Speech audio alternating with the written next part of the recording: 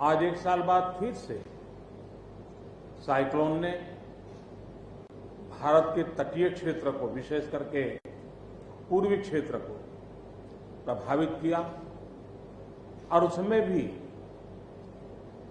सबसे ज्यादा दुष्परिणाम पश्चिम बंगाल के हमारे भाइयों बहनों को, पश्चिम बंगाल के नागरिकों को, यहां के संपत्ति को बहुत हानि पहुंचाई है।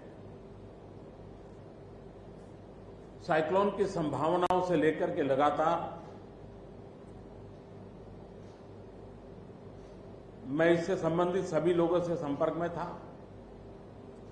भारत सरकार भी सतत राज्य सरकार के संपर्क में थी।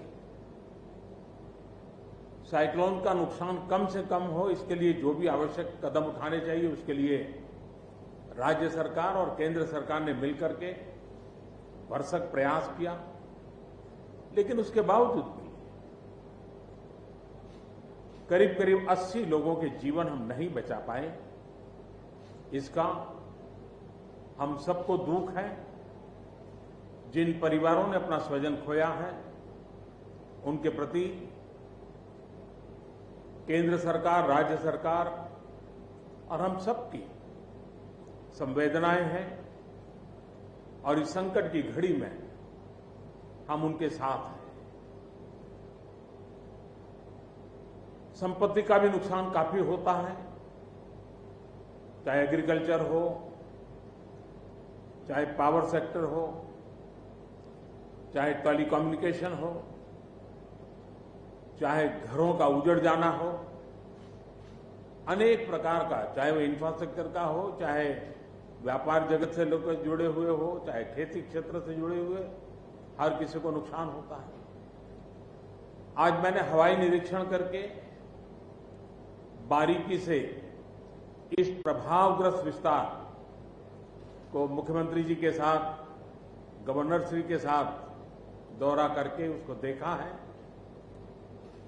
अभी राज्य सरकार ने और मुख्यमंत्री जी ने विस्तार से मेरे सामने जो भी प्राथमिक आकलन है उसका ब्यौरा दिया है।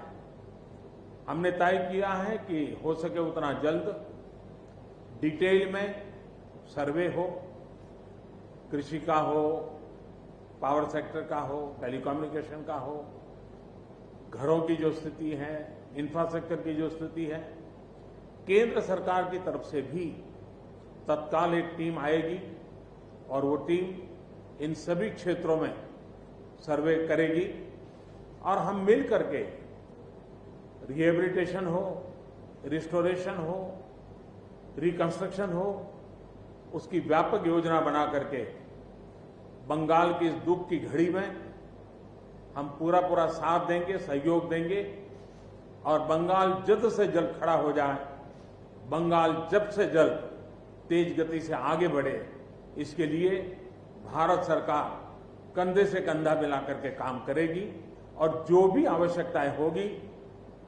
उन आवश्यकताओं को पूर्ण करने के लिए भारत सरकार के जो भी नीति नियम है उसका पूरी तरह उपयोग करते हुए पश्चिम बंगाल की मदद में हम खड़े रहेंगे। अभी तत्काल जो इस संकट की घड़ी में राज्य सरकार को कठिनाई न हो, इसके लिए एक एडवांस असिस्टेंस के रूप में 1000 करोड़ रुपया भारत सरकार की तरफ से व्यवस्था की जाएगी। साथ साथ जिन परिवारों ने अपने स्वजन खोए हैं उन परिवारों को प्रधानमंत्री राहत कोष से 2 लाख रुपया और जिन लोगों को इंजरी हुई है उनको 50,000 रुपये तक की सहायता देने का भी हम प्रधानमंत्री राहत कोष से करेंगे।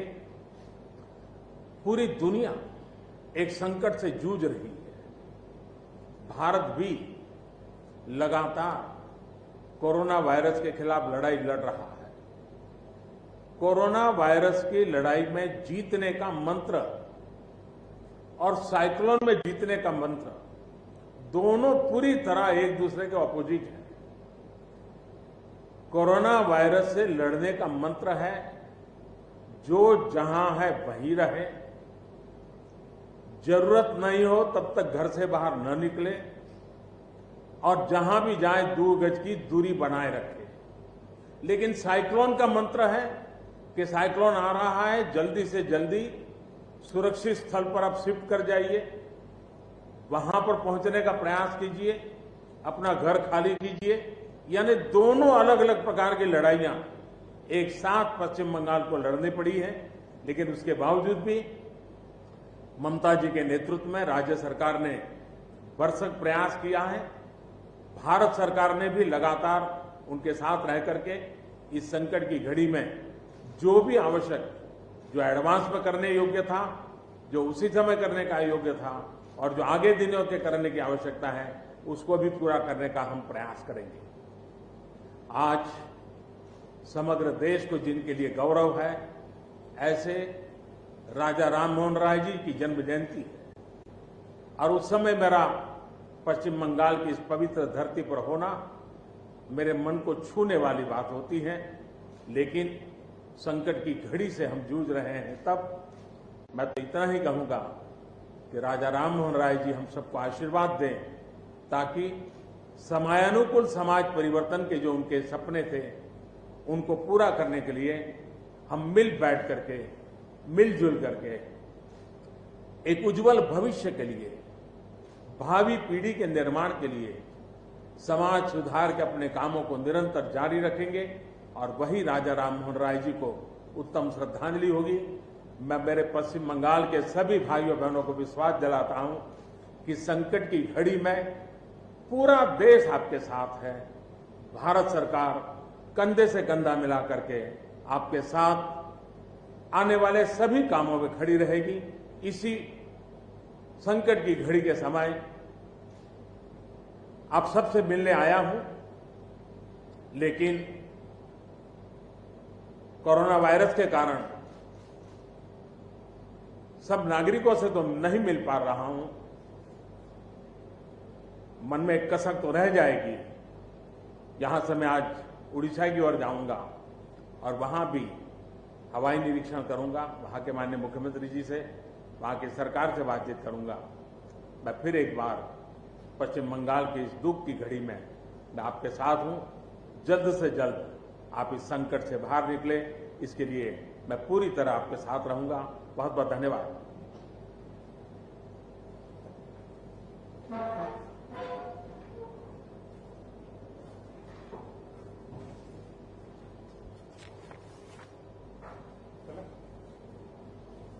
थैंक यू भैया। आप लोग